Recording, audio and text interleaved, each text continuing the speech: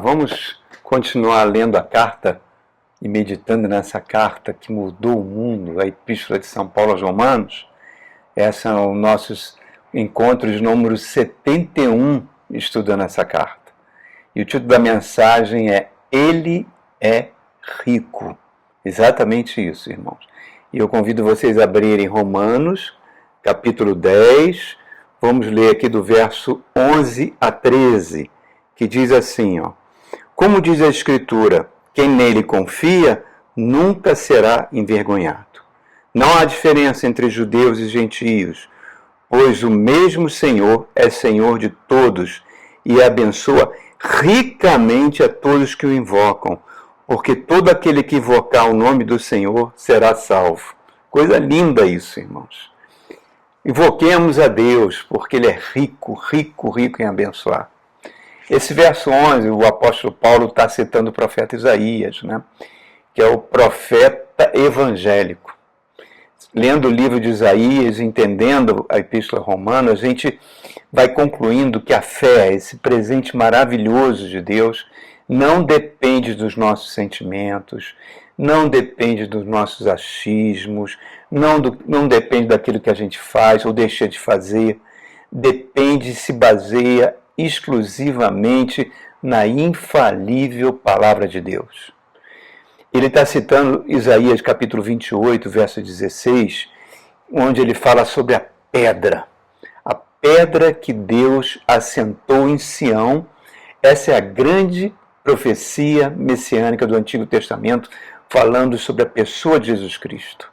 Isaías, esse profeta maravilhoso, teve visões maravilhosas do ministério de Jesus Cristo, E eu me lembro, certa feita, no ano de 2008, nós estávamos em Jerusalém, no Museu do Livro, que é um museu que foi construído pelo governo de Israel para armazenar e guardar os manuscritos, lá de Qumran, das cavernas de Qumran, que em 1948 um pastor de ovelha, andando ali naquela região onde ficava o antigo sítio dos essênios, uma seita que existiu mais ou menos 100 anos antes de Cristo e avançou aí pelo período de Jesus Cristo, no seu ministério ainda vivo.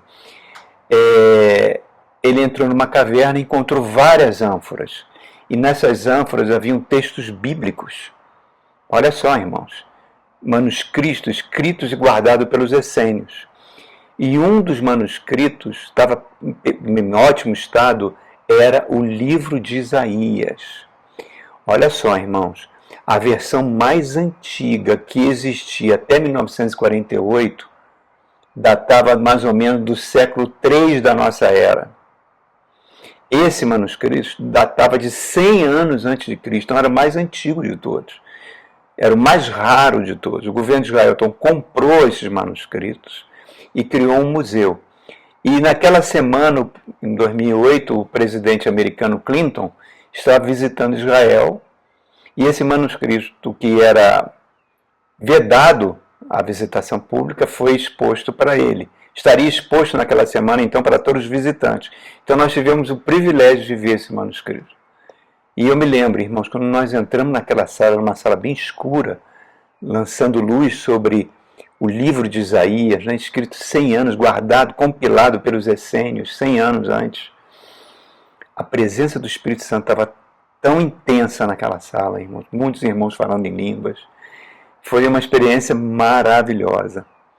E esse capítulo 28, 16, ele fala exatamente o seguinte: Cristo, ele é a pedra preciosa e aprovada, a pedra de esquina, testada e submetida a todo tipo de pressão, aprovada por Deus. Deus deu o que tinha de mais precioso para a humanidade, seu Filho Jesus. É o tesouro mais precioso. É o meio de salvação e de escape. A gente tem que entender escape como, imagina um prédio pegando fogo e as pessoas vão morrer queimadas dentro desse prédio. Aí nisso, de repente, o corpo de bombeiros chega e provê um meio de escape para que aquelas pessoas não morram incendiadas. É exatamente isso que Jesus Cristo é. É o escape da humanidade para evitar a ira de Deus eterna, né? Onde muitos viverão a eternidade no inferno, irmão. Exatamente isso que o Cristo disse. Hebreus 14:15 disse que o Filho de Deus aprendeu a sofrer. Olha, porque o Deus nunca sofreu, ele se encarna, aprende o sofrimento, aprende a entender as necessidades humanas, experimentou a vida como qualquer ser humano, as adversidades, experimentou dores, traição, foi para aquela cruz do Calvário, bebeu o cálice da ira de Deus, venceu a morte e o pecado e se tornou nosso sumo sacerdote, nosso representante diante de Deus. Olha que coisa linda, o único mediador entre Deus e o homem. Então eu creia em Jesus Cristo, irmãos, ele é a pedra preciosa e infalível. Sem Jesus estamos fracos, irmãos, sem Jesus estamos condenados à morte eterna.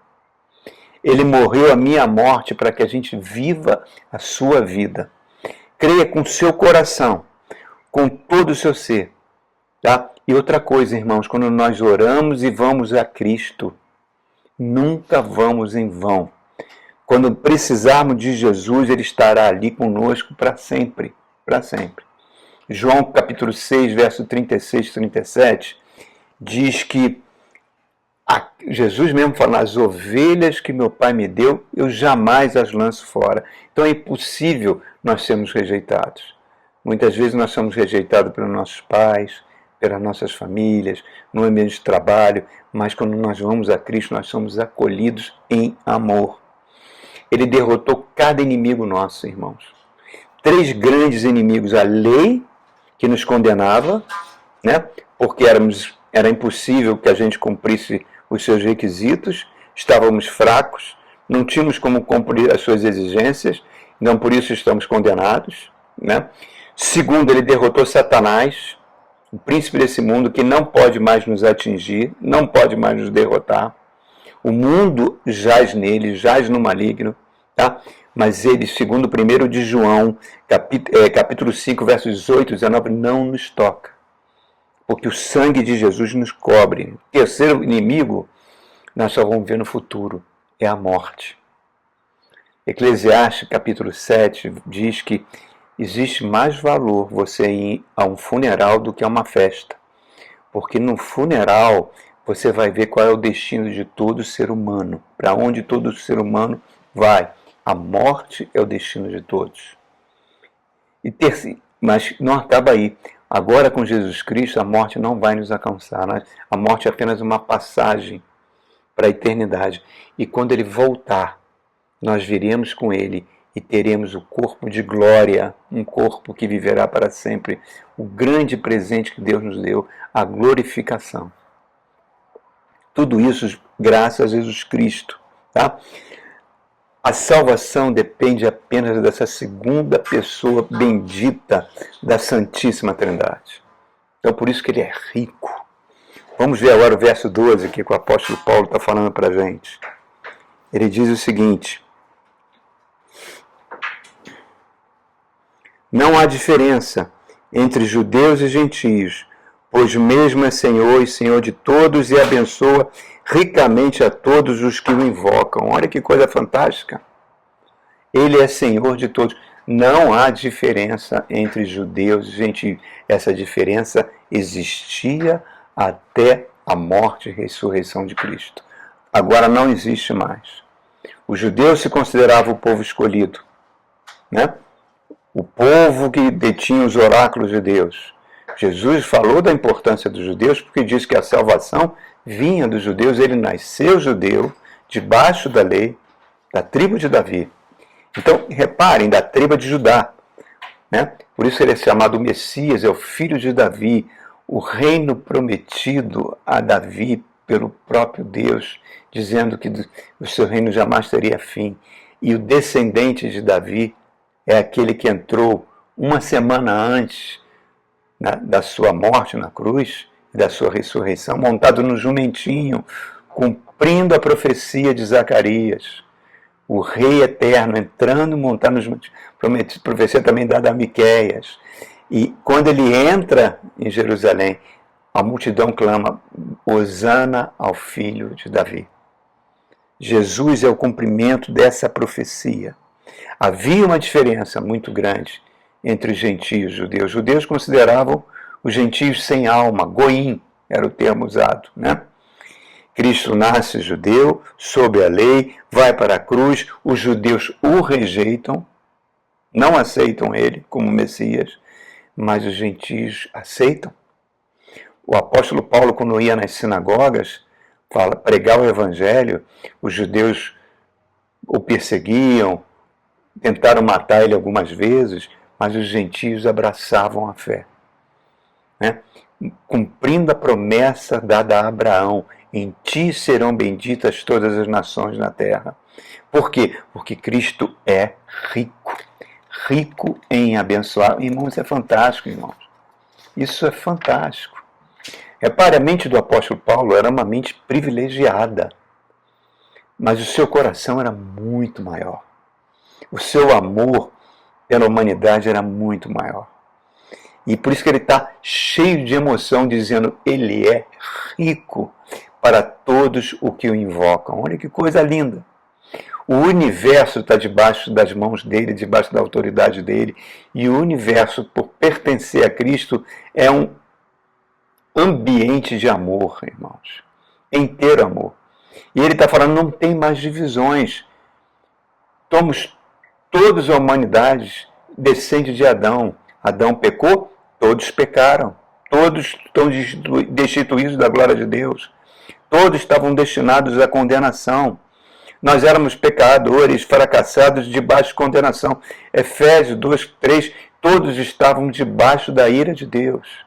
Repare, quem está confessando isso é um judeu que era considerado hebreu dos hebreus, que considerava o judeu como povo escolhido, né? Como ele tem um encontro com Cristo, mudou completamente.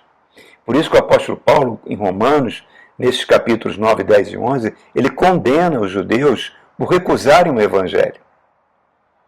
Então, a inveja que os judeus passaram a ter dos gentios, quer dizer agora que os gentios, que são o povo de Deus, não somos mais nós?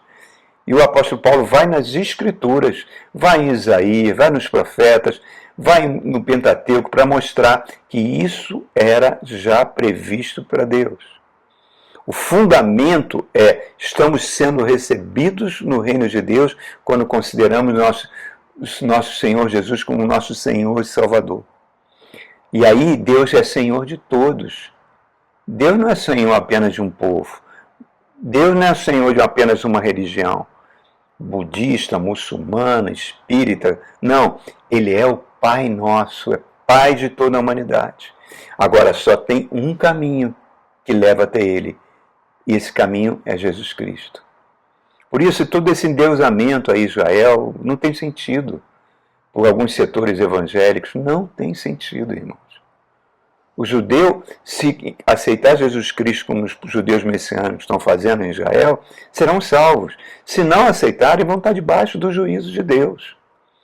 Então, a gente vê, principalmente nos Estados Unidos, e agora, infelizmente, em parte do setor evangélico da igreja brasileira, pessoas que justificam até esse genocídio que está acontecendo em Gaza, dizendo que isso é propósito de Deus. Isso é uma blasfêmia, irmãos. Financiando, tem muitos setores dos Estados Unidos que estão financiando o Instituto de Templo lá em Israel para construírem o terceiro templo, para voltar aos sacrifícios de animais. Isso é uma blasfêmia. O último sacrifício foi na cruz do Calvário, não cabe mais nenhum sacrifício. Então tudo isso mostra um desconhecimento do Evangelho. O apóstolo Paulo, lá na colina de Marte, em Atenas, no Aerópago, que existe até hoje, falou para os atenienses: olha, o Deus que vocês buscam não pode ser localizado. O Deus que vocês buscam não pode ser colocado num pedestal ou fazer uma estátua. Ele não é servido por mãos humanas, mas de um ser humano ele fez toda a humanidade. E olha só, é um ex-fariseu falando isso. Um ex-fariseu que era profundamente racista, confessando isso. E a promessa que foi feita lá em Gênesis capítulo 3, verso 15, que é chamado de proto-evangelho, feita a Adão e a Eva, principalmente a Eva, né? A promessa foi feita muito antes de Abraão, muito antes de Moisés, né? Mostrando, você vai ver lá na genealogia de Lucas, do Evangelho de Lucas, você vai ver que ele vai até Adão e diz: esse Deus ressuscitou Jesus Cristo dentre os mortos, onde ele virá para tomar posse do reino, tomar posse de tudo, ser Senhor de tudo e de todos, e para fazer o julgamento final. Os atenienses ficaram profundamente perturbados com essa declaração. Esse conceito, irmãos, de povo escolhido, judeu é povo escolhido, surgiu depois do exílio da Babilônia. Esse conceito não tem fundamento no Antigo Testamento. O povo judeu, ele cumpriu um propósito. Qual era o propósito, irmãos? Qual era o propósito? Cumprir a promessa que foi feita a Abraão e a Davi, né?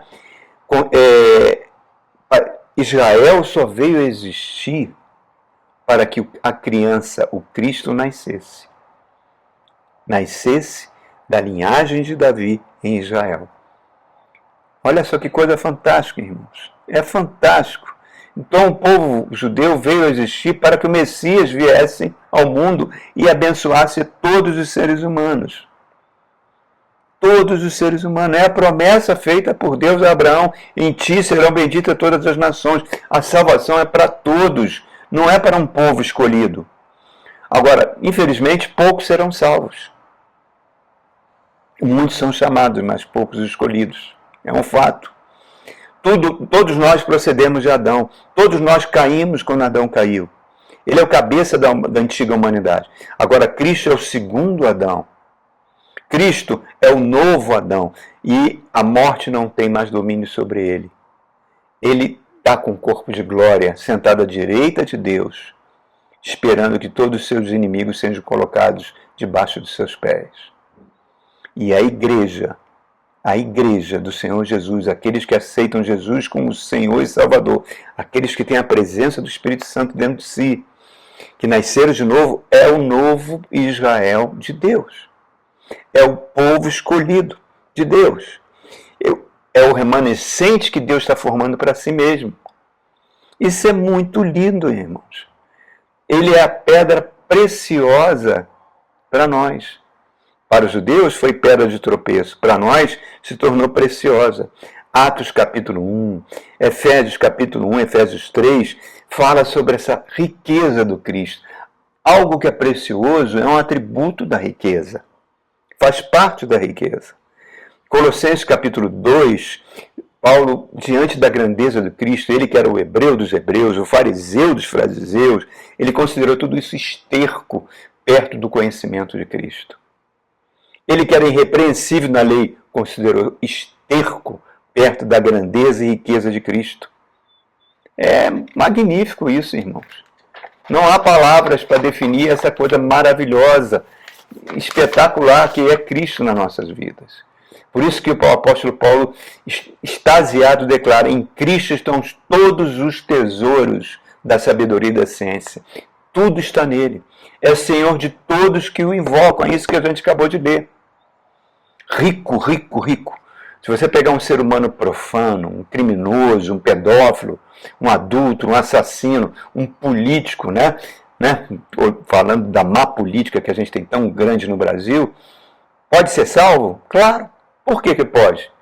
Se confiar em Cristo, entregar a vida em Cristo, ele é rico para todo ser humano que o invoca. Não existe para ele escala de gravidade de pecados, porque a sua riqueza é muito maior.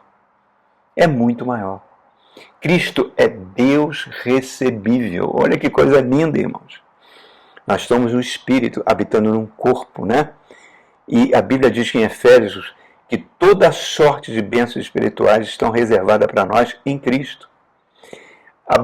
É tão lindo que a Bíblia descreve o plano da salvação tudo no superlativo, irmãos. Isaías capítulo 9, versos 6 e 7, porque um menino nos nasceu. Olha que coisa fantástica. Um filho nos foi dado e o governo está sobre os seus ombros. ele será chamado Maravilhoso Conselheiro, Deus Poderoso, Pai Eterno, Príncipe da Paz. Estenderá seu domínio e haverá paz sem fim sobre o trono de Davi e sobre o seu reino, estabelecido com justiça e retidão, desde agora e para sempre. E o zelo do Senhor dos Exércitos fará isso. Ô, gente, que coisa incrível, que presente maravilhoso que nós recebemos. Isaías 61, aquela profecia que o Cristo abriu lá na sinagoga de Nazaré, abriu o livro de Isaías nesse capítulo e falou: o Espírito Santo está sobre mim para consolar, para converter. É tão lindo isso, tudo se cumpriu em Cristo. Ele chega para a mulher samaritana e fala que quem beber da água que eu dou jamais terá sede, e fontes de água viva vão sair do seu interior. O que é isso? É a presença do Espírito Santo, irmãos, que só foi possível depois da ressurreição de Cristo. Antes ele não foi dado. Lembra que ele fala para Pedro? Pedro, quando você se converter, ajude os seus irmãos. Por quê? Apesar de Pedro estar andando 3 anos com ele, foi a principal testemunha da morte e ressurreição de Cristo. Até a ressurreição de Cristo ele não tinha se convertido. Por quê? Porque o Espírito Santo não estava nele. O Espírito Santo veio depois do Pentecostes, por isso que ele falou: aguarde em Jerusalém serem revestidos de poder. Poder pela presença do Espírito Santo, que está formando a gente, irmãos. Ele fala: eu sou o pão da vida que desceu do céu. Quem comer desse pão jamais terá fome. Oh, coisa linda. Então, no verso 13, ele conclui assim, né? Nessa meditação para a gente: porque todo aquele que invocar o nome do Senhor será salvo. Oh, coisa linda, linda. Está citando Isaías de novo. E está citando Joel, capítulo 2, verso 32. Então não é por jejuns, irmão, não é por orações, não é por atos de bondade nossos que seremos salvos. Veja lá o carcereiro em Filipos, né? Paulo fala: creia no Senhor Jesus de todo o seu coração, de toda a sua alma, e será salvo. As pessoas no cenáculo, quando o Espírito Santo desce e Pedro faz a primeira pregação evangélica, falando: vocês pegaram o justo, entregaram na mão de ímpios para ser crucificado, mas Deus o ressuscitou dentre os mortos. Diz que o coração daquelas pessoas ficou tão compungido que eles chegaram para Pedro: Senhor, Pedro, o que nós vamos fazer agora? Porque eles estavam tendo a consciência que mataram e crucificaram Jesus. E ele fala: creia em Jesus Cristo de todo o teu coração, seja batizado nas águas e serão salvos. É riqueza, riqueza, riqueza. E ele fala: invoque ao Senhor, clame ao Senhor. Invocar é como se você estivesse no mar e de repente você perdeu as forças e não está conseguindo voltar para a praia. E você sente que se você está se afogando. Aconteceu isso comigo no Leme certa vez. E se você não gritar e não clamar, ninguém vai ver o que está acontecendo contigo. Então é esse sentimento, é clamar: Senhor, tenha misericórdia de mim, que eu sou um pecador. Senhor Jesus, me aceite. É ter esse sentimento de todo o seu coração e você será salvo, irmãos.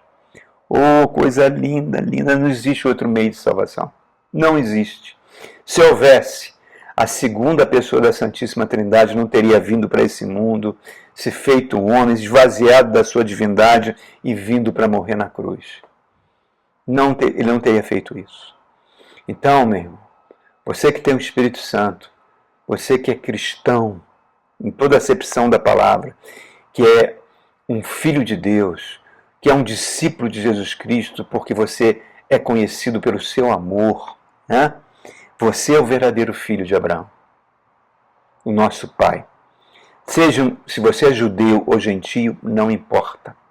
Não importa. Importa apenas que nós somos herdeiros da promessa feita por Deus para nós. Todo aquele que invocar o nome do Senhor será salvo, porque Ele é rico em abençoar. Ele é rico em abençoar. Que coisa linda, irmãos. Até o nosso próximo encontro, né? O encontro de número 72 sobre a Epístola aos Romanos, essa carta que mudou o mundo. Fique com Deus, querido, e até a próxima.